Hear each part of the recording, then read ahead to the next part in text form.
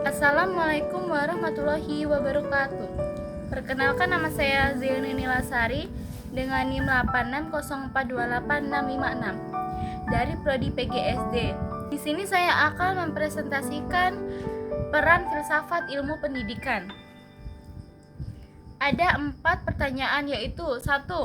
Bagaimana filsafat ilmu mengawasi dan memperkuat eksistensi keilmiahan serta nilai-nilai dalam ilmu pendidikan?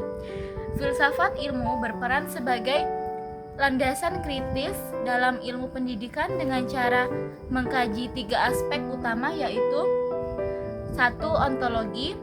Ontologi mempertanyakan apa hakikat pendidikan itu, objek yang dipelajari serta realitas dalam dunia pendidikan. 2. Epistemologi. Epistemologi mengkaji bagaimana pengetahuan pendidikan diperoleh, metode yang digunakan, serta kebenaran ilmiahnya.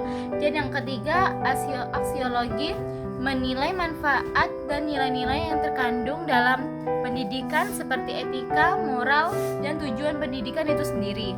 2. Bagaimana pendidikan yang bermakna dan bernilai turut memperkuat perkembangan filsafat ilmu.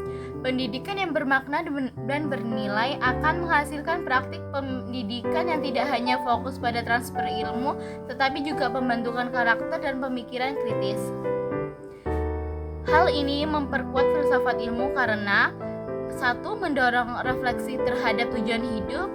2. Mengembangkan pemikiran kritis terhadap teori dan praktik pendidikan.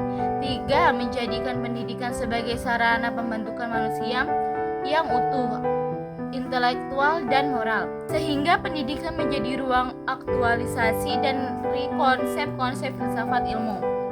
Mengapa filsafat ilmu dapat disebut sebagai pisau analisis, ontologi, epistemologi, aksiologi dalam pembedahan persoalan-persoalan pendidikan? Filsafat ilmu disebut sebagai pisau analisis karena digunakan untuk mengkaji masalah pendidikan secara mendalam, memahami 3 pendekatan. 1. Ontologi.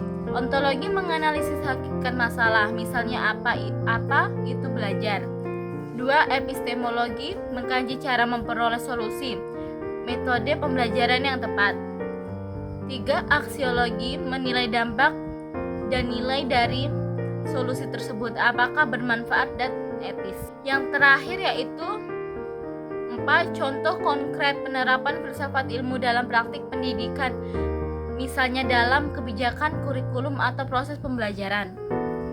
Contoh penerapannya dapat dilihat dalam 1. Kebijakan kurikulum.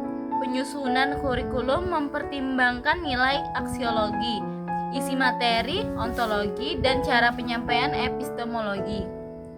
2. Proses pembelajaran. Guru memilih metode pembelajaran aktif karena diyakini lebih efektif secara epistemologi dan bernilai bagi siswa.